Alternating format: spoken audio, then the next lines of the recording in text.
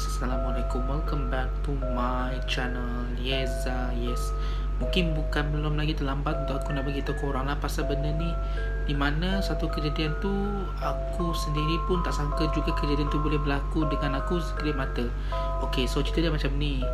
Kalau korang pernah masuk dalam live aku pernah jogging lah dekat satu bandar tu, nama dia Bandar Sarike lah. Aku jogging daripada rumah aku sampailah ke hospital Sarike. And then aku duduk sekejap dekat banduk tu, aku buat live lah macam biasa. Lepas tu pula aku pun on the way nak pergi balik ke rumah aku. So dalam perjalanan on the way balik ke rumah aku tu, ada insiden yang berlaku sebenarnya tau. Insiden yang berlaku, di mana insiden tu aku akan ceritakan kepada korang lah sekejap lagi. Dalam satu video ni aku akan tunjuk kepada korang. So tanpa basa-basa, jom kita masuk dalam video. Okay guys, so ini video dia.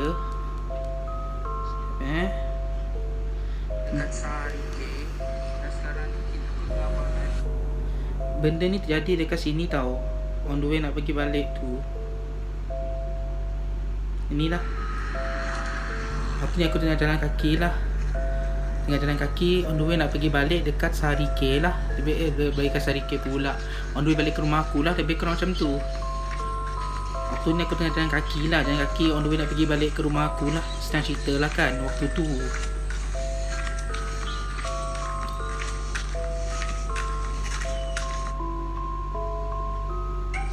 Ni ada bunyi anjing weh. Lepas tu secara automatiknya kamera aku akan menjadi macam ni tau. Aku hampir kena lantak dengan anjing lah. Hampir kena lantak tu maksudnya aku hampir dikejar dengan anjing lah waktu tu. Waktu ni aku tengah buat live dan aku tak sengaja membalingkan telefon aku kepada anjing tu lah. Ya, lebih kurang macam tu. Dan kejadian tu berlaku sekelip mata je guys, dekat depan muka aku sendiri. Dan handphone aku pun telah berkecai.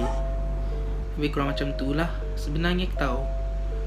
So selepas daripada kejadian tu, telefon aku memang dia rosak. Ini kejadian selepas telefon yang aku biasa pakai macam tu lah. Nampak tak macam ni, skrin dia dah pecah-pecah bahagian belakang ni. LCD dia pun sebenarnya dah terkupak dah. Macam ni. Tapi dia still boleh on lagi lah sebenarnya. Cuma kau tak boleh nak touch dia punya skrin dia sendirilah. Dan aku ada pergi dekat kedai telefon. Lepas tu kedai telefon tu cakap memang tak dapat nak repair lagi lah telefon tu, dah jadi arwah. Lebih kurang macam tu lah. So itu kisah sendiri yang aku belum tunjukkan kepada korang, yang berlaku dalam live aku sendirilah. So apa pendapat korang pasal video kita kali ni? Alhamdulillah nasib baik aku selamat. So Alhamdulillah lah, tak ada apa-apa insiden berlaku pun. Alhamdulillah aku selamat. Lebih kurang macam tu. Tuhan masih selamatkan aku lah. Ya. So aku rasa sampai sini konten kita kali ni. Bye. Assalamualaikum. Bye.